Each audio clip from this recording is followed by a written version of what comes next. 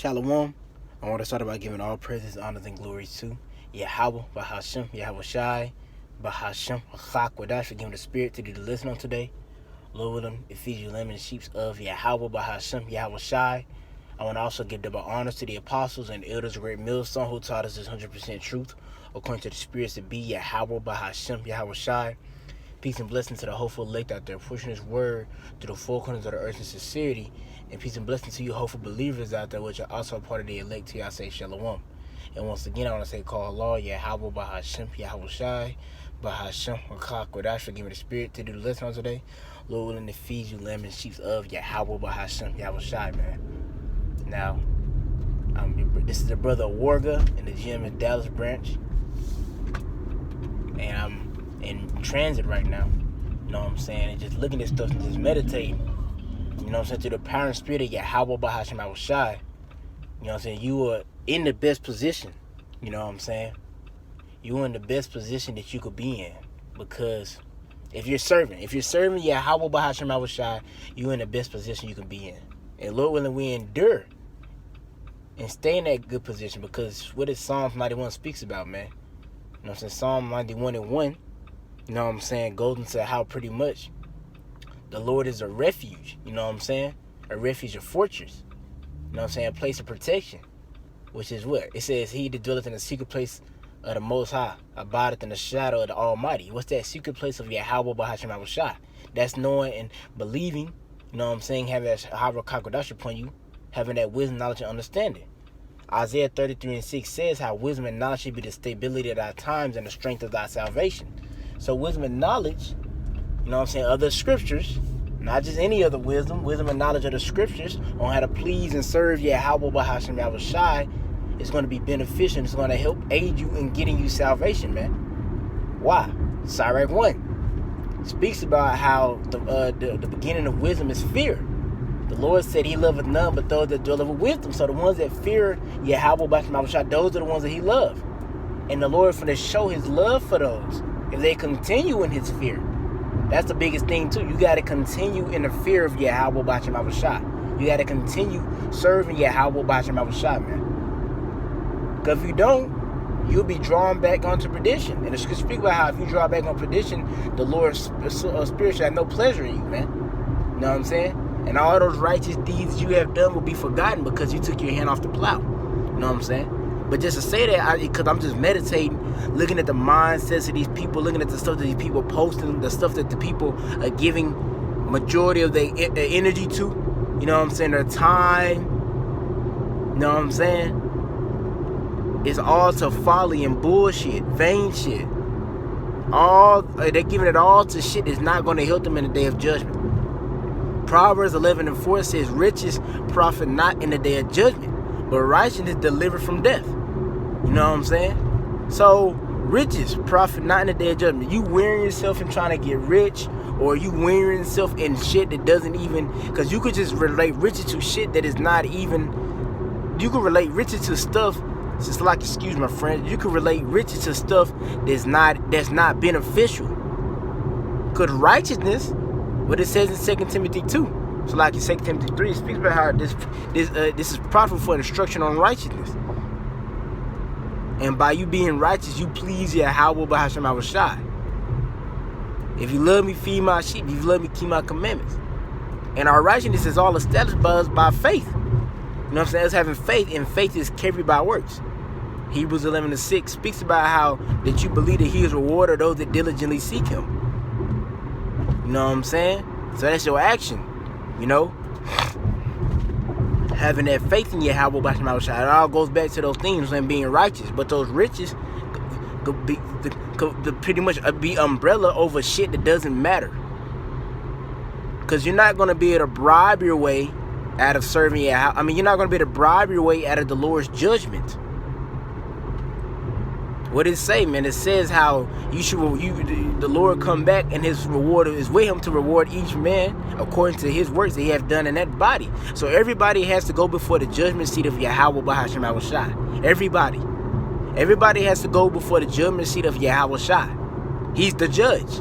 And the elect are the only ones that are promised to receive mercy when they go before that judgment seat. They're going to come before the judgment seat of Yahweh Shai, and they're going to be found to be written in the book of life. And it all starts off with that dowry, being that wisdom, knowledge, and understanding, the spirit. We have that dowry of possibly being the Lord's women if we continue. These people out here that don't have the Rakach without showing them the Holy Spirit, don't have the wisdom, knowledge, and understanding of the scriptures on how to serve Yahweh B'Shem Yahushai, be a servant unto their Lord. They're out of luck, man. And they still continue to move in that mindset of Esau. What does it say in Psalms 49? Psalms 49 speaks about how his inward thought is his house shall continue. You know what I'm saying? That's Esau's inward thought. Esau being a ruler of this world right now. Job 90:24, the earth is given to the hands of the wicked. Malachi 1:4 tells you who the wicked is. Esau Edom, the so-called white man, being the border of wickedness. Everywhere he go, wickedness resides because he is the border of it. You know what I'm saying? Everywhere he sets his foot. No. But they have that, they conform to the image of Esau. Esau, that's his mindset. Revelation 18 says that, man. Revelation 18, around the 4th verse, it says how I am a widow. I think it says I am a widow or a harlot. But it pretty much says I shall see no sorrow. That's the mindset of Esau. Esau thinks that he's going to be able to do all this wickedness. He's going to be able to rule and reign in wickedness. He's going to touch the Lord's anointed, touch his elect. He's going to do all the things unto the nation of Israel and the earth. And he's just going to get away with it. He's not going to go down. No. Sirach 10, what does Sirach 10 say? Because of unrighteous dealings, riches got by the sea. The kingdom is translated from one people to another. That applies to all kingdoms, all rulerships that come upon the planet Earth that rule. If you're not ruling according to the righteousness of Yahweh B'Shem Yahushai, which is embedded in the book, and the only ones that have like it says, Psalms 149, 147. He made his word known unto Jacob. The only ones that know how to rule the proper way is Jacob. They're the only ones. So everybody that rules outside of Jacob, because they don't have to understand on how to rule, is going to be unrighteous. And even when we ruled, we was being unrighteous. Or we started to be unrighteous. Time of King David, King Solomon. You know what I'm saying? Really the time of King Solomon, after he had went off and he was sacrificing unto idols, those concubine gods. And after that, there was just complete downfall after that. You know what I'm saying? Why? Because we was being unrighteous. Unrighteous dealing. Riches got by the sea. You know, we weren't doing that, but unrighteous dealing, riches got by the sea. You know what I'm saying? And then that verse before that speaks about how the prosperity of men is in the Lord's hand. So the Lord controls who rule. He set up down one and set up another. The Lord controls who rules, man. He controls it. Call on Yahweh B'Shem Yahushai, man. Yahweh B'Shem Yahushai controls who rule. Isaiah 45. I declare the end. Isaiah 45. I declare the end from the beginning, that I should do my counsel. You know what I'm saying? My counsel shall stand. At the end all be all, Yahweh Shai's rulership is going to come and you can't do nothing about it. And just call Allah Yahweh B'Shem Yahushai. He has given that dowry, that spirit on you for you to serve and for you to want Yahweh Shai to reign. Hopefully you continue in that mindset, because majority of these niggas out here, they don't want Yahweh Shai to reign, man. They don't want Yahweh Shai to reign. How we know? First they deny Yahweh Shai. And they always want to worry about Esau's. If they wanted Yahweh Shai to reign, man, they'll be doing what Yahweh Shai told them to do. They'll be doing his will. But they don't want Yahweh Shai to reign. They want Esau. They love it here. They love Babylon the Great. They the same spirits as back there in the wilderness talking about let's go back to Egypt. They love it here, man. It just makes you think about 2nd Ezra 16, how the mighty archer being Yahweh Shai, that's that mighty archer, he bent at the bow, and who could turn it back? Here it is, each year has gotten worse. You have 2020, the year of prophecy, 2021, the year of hastening Yahweh B'Shem Yahushai coming, man. You know what I'm saying? 2022. You know what I'm saying? You got year 2023. You know? all these years have been getting worse and worse and worse. Because I was trying to remember the 22, because I know 2023, the hopeful year that all these prophecies come to pass, man. And I might have mixed up 2021 and 2020. I mean 2021 and 2022. But 2023, hopefully the year that all these prophecies come to pass. The only was a thing like that the ones that had the spirit of Yahweh Basham Shah upon them. And we know, going to Revelation 19, it says the spirit of prophecy. Yahweh Shai's spirit is the spirit of prophecy. And the future prophecy is Yahweh Shai's rulership. So them niggas, they don't care for Yahweh Shai's rulership. If they would, they'd be doing what the Lord told them to do. Fishing for the elect, man. They don't care for Yahweh Shai's rulership. They love Esau's rulership, man.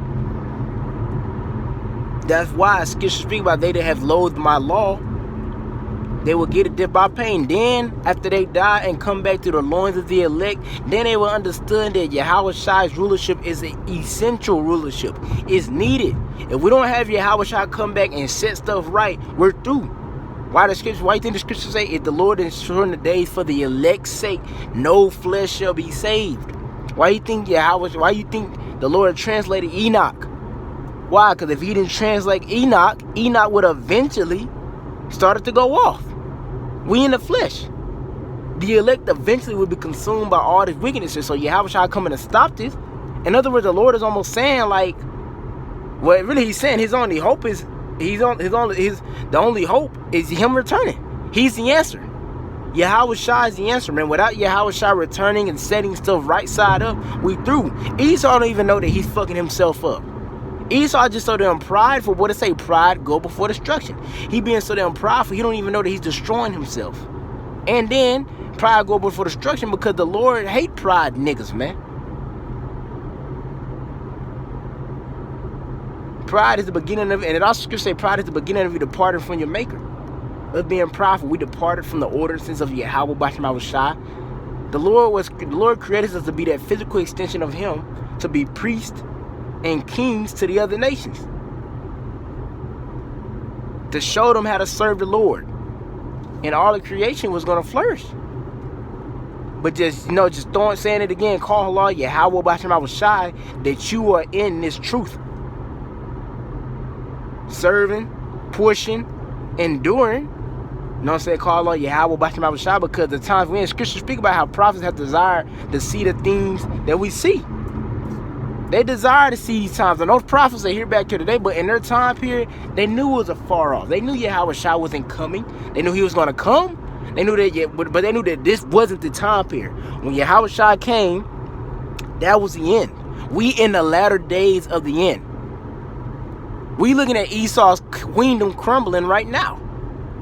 What it says, 2 Ezra 69, Esau is the end of the world, and Jacob is the beginning that followeth. You are the only one in that mindset looking for Jacob's rulership. You that serve Yahweh Basham Shai. It's a fight.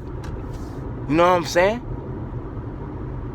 But you in the best predicament. We're finna be in the worst time known to man. Because it makes me think just think about certain stuff. In the time of slavery, right? Here the slaves were wearing, we was wearing the same shoes and stuff like that. And they were still working. Like, think about it. We was more like physically and mentally stronger at that time period. And the Lord said that the time of Jacob troubles, Jacob troubles, that's going to far exceed that. Because it's going to be a time never seen before. So you have that refuge, that backbone that's going to allow you, that's going to supply you with the mindset, the protection to get through that. With Psalms 33 and 18 and 19, or I think 33 and 17, 18, and 19, he said his eyes is upon the righteous. You know what I'm saying? Or his eyes is upon those that hope in his mercy to deliver them from death and to keep them alive in famine. How the Lord going to do that? He's going to supply us with a mindset, a God-like mindset. We're going to be thinking like gods. At famine and death thou shalt. How are we going to laugh at famine and death if we getting terrified by all the other shit? Now, don't get it twisted. It's going to strike fear in us, but the Lord going to supply us with a healthy mindset. But it's still going to strike fear in us. Because when John the Revelator seen the stuff at when he seen the the stuff, you know what I'm saying? Like scripture say, we will know that nothing is sweeter than the fear of the Lord. So the Lord's going to supply us with the mindset to be able to get it. We're not going to be in Jacob troubles bugging out. Hey, Isaiah 33 says, wisdom and knowledge should be the stability of thy times. You have that. You have that thing that's going to allow you to be stable. Just endure. Just endure, man. We got to endure these things. The Lord has put the Spirit upon us to do His will, and Lord willing, we continue to do His will, and that has great reward of that recompense of great reward. It's a great reward. We're going to receive salvation, being delivered from the worst time upon the planet Earth, man. Why you think that a man gonna be like a hiding place from the wind, or water in a dry place? Because he's going to be looking at that beacon of protection. Why? Because he served the Lord. All the other niggas that don't serve the Lord is talking about bullshit. It's worrying about the damn Cowboys game today, worrying about the fucking playoffs, worrying about this shit, stressing over this shit, yelling, stressing over the job. All that shit is going to pass away. But he to do it the will of Yahweh B'Shem Yahushua abide forever. And since you're doing the will of Yahweh B'Shem Yahushua, that's going to allow you to abide forever. You're going to be able to get through Jacob troubles, whether you become a martyr or not. If you're a martyr, you still ain't going to be separate, because the Lord going to raise you up. And you're going to go up on a chariot, man. So yeah, just a spiritual, you know what I'm saying, just speaking through the power of Yahweh B'Shem Yahushua. It makes me think about that Matthew, you know what I'm saying, Matthew 10. Blessed is it that your eyes that they see, and your ears, you know what I'm saying, blessed. We blessed to have the wisdom and understanding, man, because this is the only thing. Understanding how to please Yahweh B'Shem Yahushua, understanding how to please the Lord is the greatest thing ever, man. The best job you can ever have is understanding how to please your Creator, because that recompense is far beyond how we can imagine what we receive. You know what I'm saying? We serving the Lord, and first off, we just want salvation, but the Lord is going to supply us with so much more, man. He said, "There's many fathers in my Father's heavens," all types of things like that. It's going to be stuff the Lord's going to far exceed what we would like. You know what I'm saying? Because He's going to reward us. What did He say? He is a rewarder of those that diligently seek Him. Since we've been diligently seeking the Lord, when we continue, He's going to reward us, man. So yeah, Lord will, this is edifying to the parents for the Yahweh B'Shem Yahushua. I'm ended up by saying, call Lord Yahweh B'Shem Yahushua B'Shem Chakodash. I want to give double honor to the apostles and the elders of Great Millstone who taught us this 100% truth, man. And to y'all, I'm going to say shalom, man. We're in the best position that we could possibly be, man. Lord will, we continue. Abaratazah. But to y'all, I'm going to say shalom.